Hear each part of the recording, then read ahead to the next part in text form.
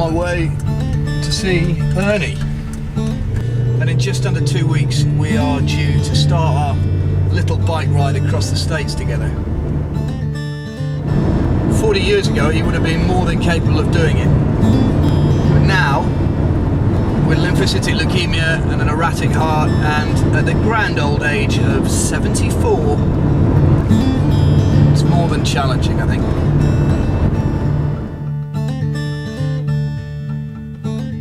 Well, what happened was something that doesn't necessarily always happen with CLL, but I had something of a sudden flare in white blood cells, and I was beginning to really crash and burn a couple of weeks ago. Realized that if something wasn't done about that, I'd be in no condition to make the trip at all. So I'm Dr. Bryce. I'm Ernie Greenwald's physician. He's had CLL for several years now. And I set the stage and explained to him that he's at the point where I would recommend that he start therapy. Mr. Greenwald was very clear. He said that his priority is to go on this trip.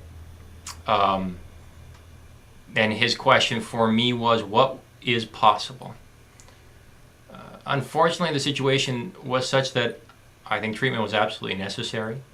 And our goal is to get him to a point where he will be healthy as he goes on this trip, that we will be able to control things long enough that he can go on this trip and enjoy himself. On down days, if I were to believe that I were going to continue to feel as generally lacking in energy and aching muscles and so on as the chemo brings on, there'd be no way I could physically accomplish the trip. And that would distress me highly.